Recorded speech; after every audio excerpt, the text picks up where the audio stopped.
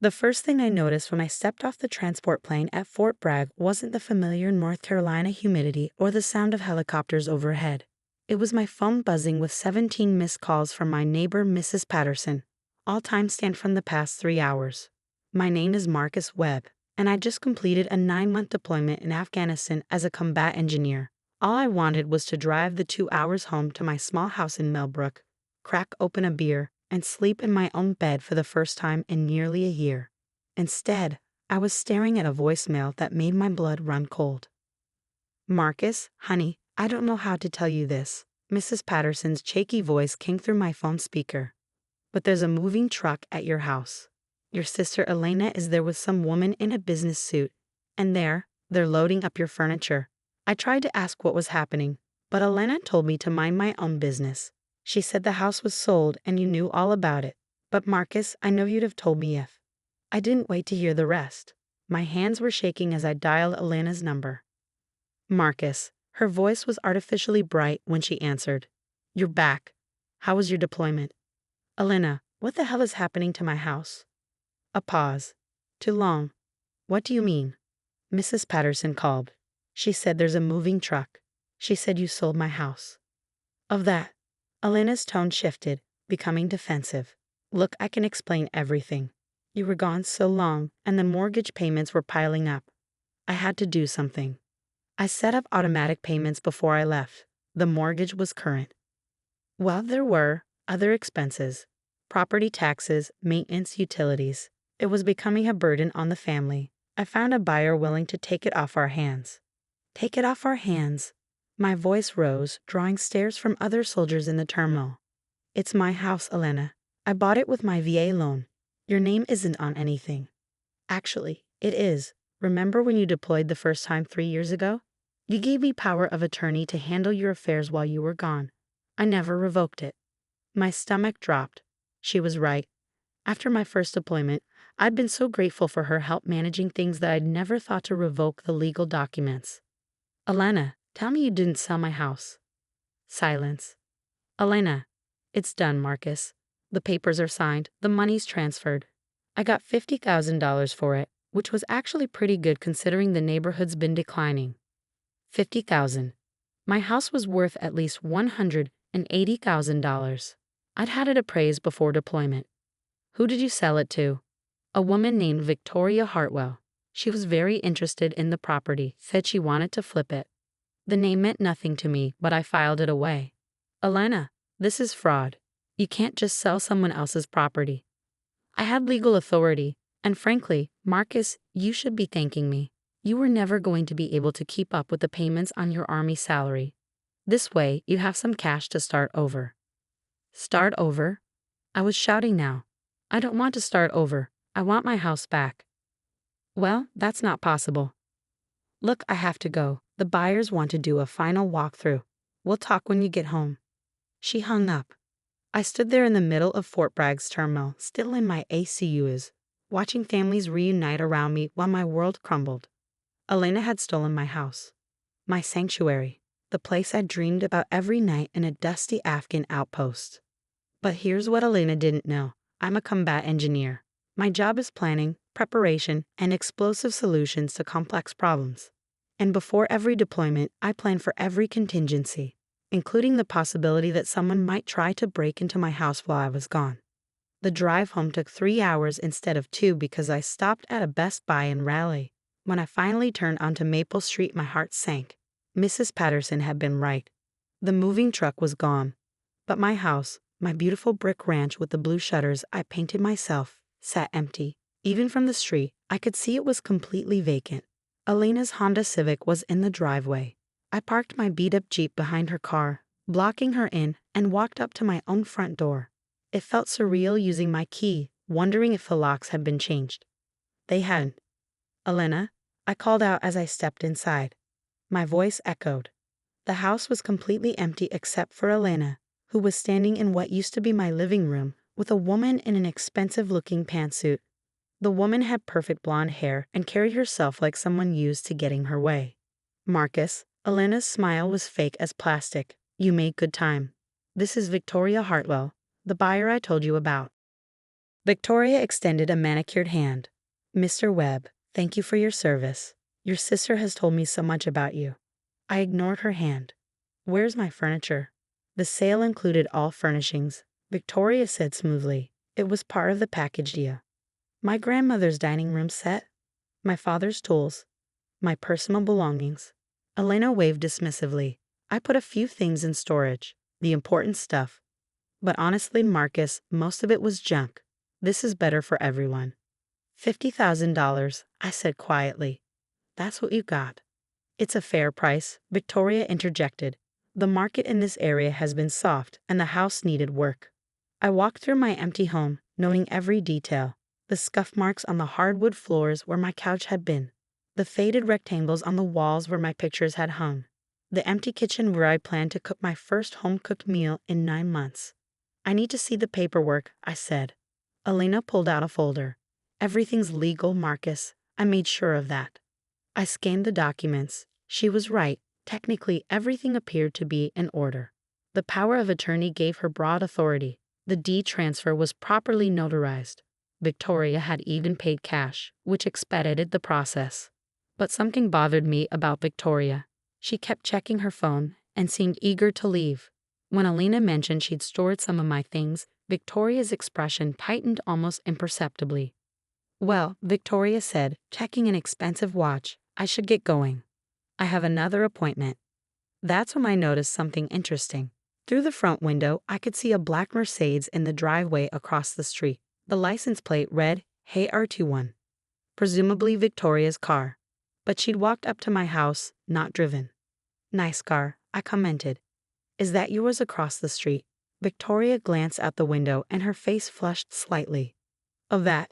Yes, I didn't want to block your driveway. Except my driveway wasn't blocked. Elena's car was there, but there was plenty of room. Victoria, I said casually, what do you do for work? Real estate development, she replied quickly. Which company? A pause. Hartwell Properties. It's family-owned. Elena was watching our exchange with growing discomfort. Marcus, stop interrogating her. The sale is final. I'm not interrogating anyone, just making conversation. I turned back to Victoria.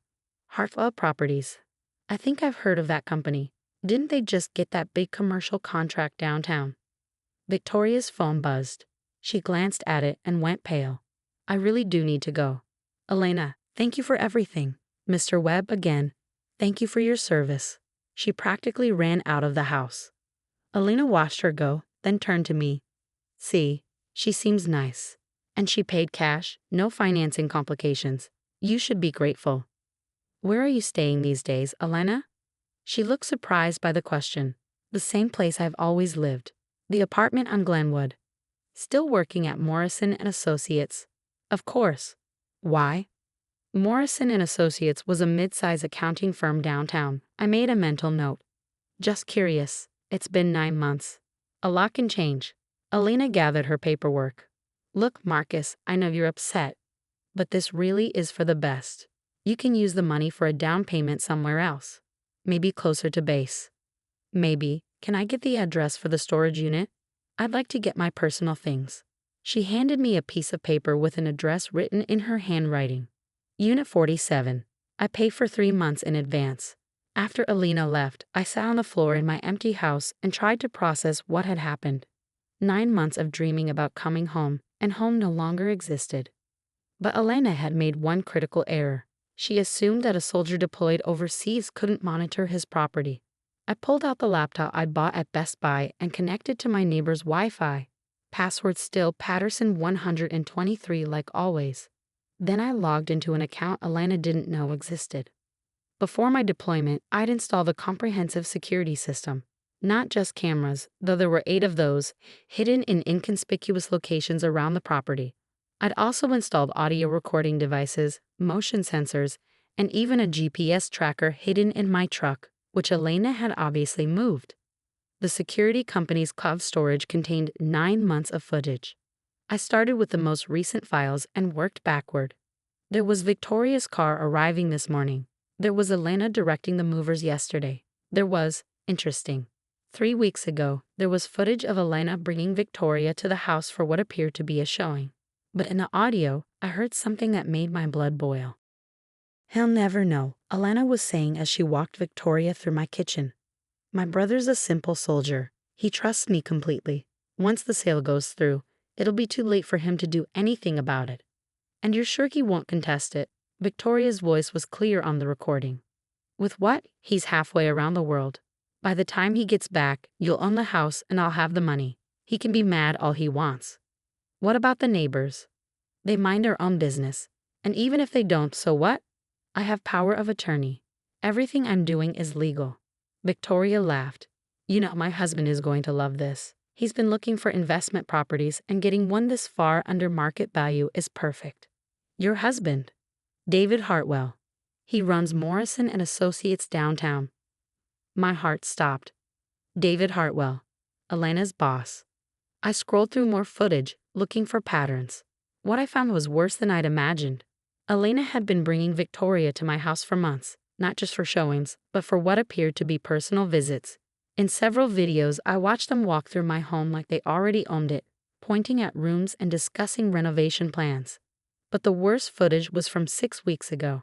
Elena and Victoria were in my bedroom, and Elena was going through my personal belongings, showing Victoria items like they were for sale. "This watch was our grandfather's," Elena said, holding up a vintage Timex, "probably worth a few $100s. "I'll take it," Victoria replied. "David collects vintage timepieces."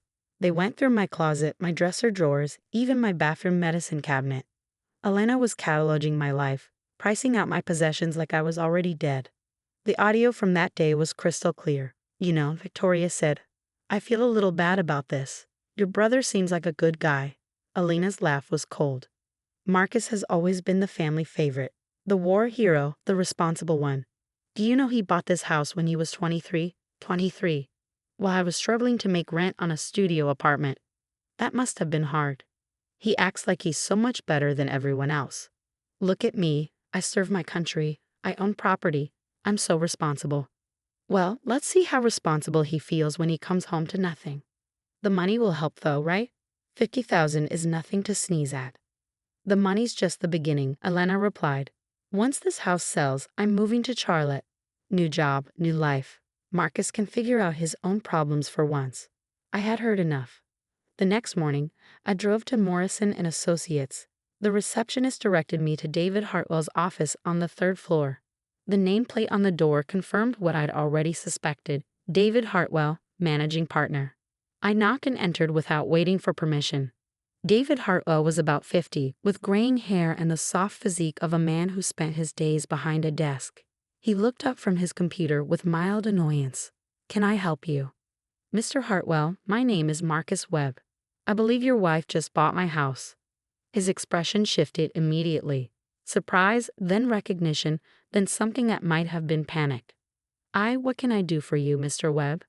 I pulled out my laptop and set it on his desk. "I'd like to show you something."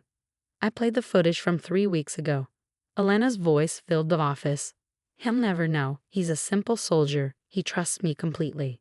David's face went progressively paler as the video played. That's not what Victoria told me." "What did Victoria tell you?" "She said it was a legitimate sale. Your sister needed to sell quickly because of your deployment, and they worked out a fair deal." I played another clip, this one from 6 weeks ago. Victoria's voice. "I feel a little bad about this. Your brother seems like a good guy." Elena's response. "Let's see how responsible he feels when he comes home to nothing." David put his head in his hands. "Oh God. Mr. Hartwell, I'm not here to cause problems for you or your wife. But I need my house back. We paid cash, $50,000. For a house worth $180,000. You knew it was underpriced. Victoria handles our real estate investments. I trusted her judgment." I played one more clip, the most damning one. From 4 weeks ago, Victoria and Elena were discussing the sale with brutal honesty. The best part, Elena was saying, is that even when Marcus finds out, there's nothing he can do. The sale will be legal, the money will be spent, and he'll be screwed. "What if he gets lawyers involved?" Victoria asked. "With what money? He's an enlisted soldier."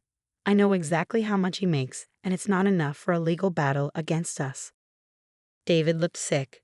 Victoria never mentioned. She said it was just a good investment opportunity.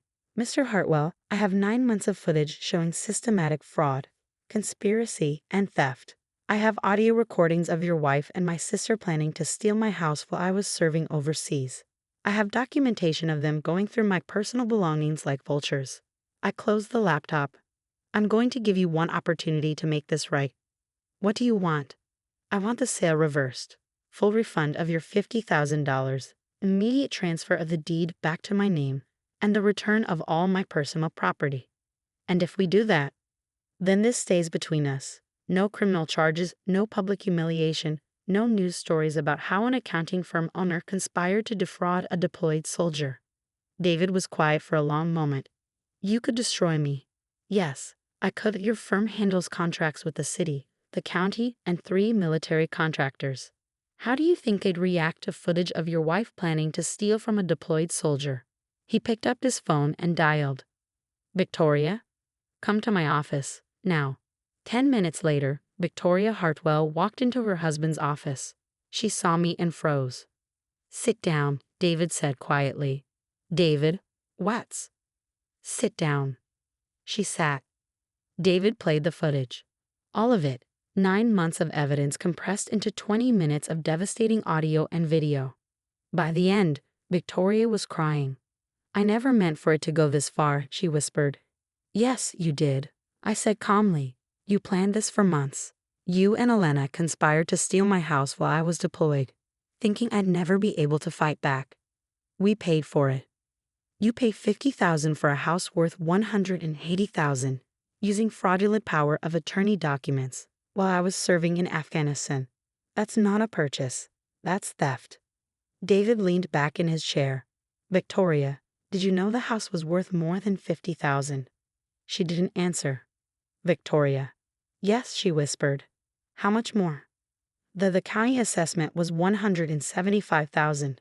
David closed his eyes. When he opened them, his voice was deadly calm. "You stole from a soldier. I didn't steal anything. Elena had power of attorney. Elena committed fraud, and you helped her," I said. "The question now is what we're going to do about it." David looked at me. "What do you need from us?" "The deed transferred back to my name by tomorrow morning. Full return of the $50,000. And I want every stick of my furniture, every personal item, everything returned to the house by tomorrow evening." "What about Elena?" Victoria asked. "Elena is my problem. But if you cooperate fully, I won't involve the police or the district attorney." David nodded. "We'll make it right." "David," Victoria protested. "We'll make it right," he repeated firmly. "Victoria, you just destroyed our reputation, our marriage, and possibly our freedom. The least we can do is return this man's house." The next morning, I received a call from David's attorney. The deed transfer was complete. By afternoon, a moving truck was returning my furniture to 47 Maple Street. Everything was there, even my grandfather's watch. Elena called that evening, screaming, "You son of a bitch. What did you do?" "I came home," I said calmly. "Victoria said you had recordings. You were spying on me. I was protecting my property, which, as it turns out, was a good idea. This is harassment. I'll sue you." "With what money, Elena?" "I understand you were planning to move to Charlotte with the proceeds from selling my house. How's that working out for you?" Silence. "Elena, I gave you every opportunity to do the right thing. When I called you from Fort Bragg, you could have told me the truth. When I asked you yesterday about the sale, you could have shown some remorse. Instead, you doubled down on stealing from me. It wasn't stealing." "Yes, it was. And you know what the worst part is? It was never about the money for you. You said it yourself in the recordings. This was about resentment, about wanting to hurt me. You always got everything," she exploded. "The perfect son, the war hero, the homeowner. Do you know what it's like living in your shadow? I bought that house with my VA loan after serving 2 tours in Iraq, Elena. I worked double shifts at the hardware store while going to college. I saved every penny for 3 years. Nothing was given to me. You make it sound so noble. It's not noble. It's just life. And you tried to steal it while I was serving my country." She was crying now. "What happens to me?" "That depends. Are you willing to make this right? What do you mean? The storage unit. I want the key, and I want you to be there when I open it. I want to see everything you took from my house. The next day, Elena met me at the storage facility. She looked terrible, hollow-eyed and haggard, like she hadn't slept. Unit 47 was packed floor to ceiling with my belongings. Not just furniture, but everything. My books, my photos, my military memorabilia, even my kitchen utensils. You were really going to sell all of this, I said, looking around. I don't know. I was angry. At me? At everything. At my life, at my job. At being 32 years old and having nothing to show for it. I picked up a framed photo of our parents. So you decided to take mine. Elena sat down on a box and put her head in her hands. I messed up, Marcus. I messed up so bad. Yes, you did. What now? Are you pressing charges? I've been thinking about that question for 2 days. Elena had committed multiple felonies. Fraud, theft, conspiracy. She could go to prison for years. But she was still my sister. I should, I said finally, but I'm not going to. She looked up, surprised. However, I continued, there are conditions. What conditions? First, you pay for moving all of this stuff back to my house. Second, you get help. Therapy, counseling, whatever it takes to figure out why you thought this was acceptable. Third, you apologize to Mrs. Patterson for lying to her and dragging her into this mess. That's it. That's it. But Elena, if you ever try something like this again, if you even think about taking advantage of me or anyone else in our family, I won't be this generous.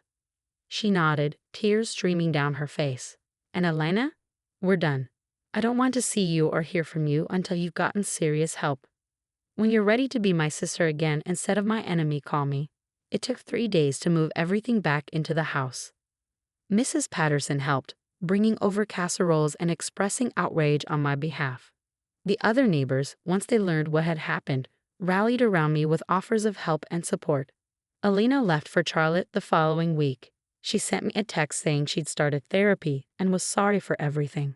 I didn't respond.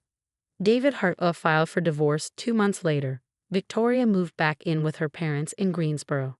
Morrison and Associates weathered the scandal, but David resigned as managing partner and sold his stake in the firm. And me?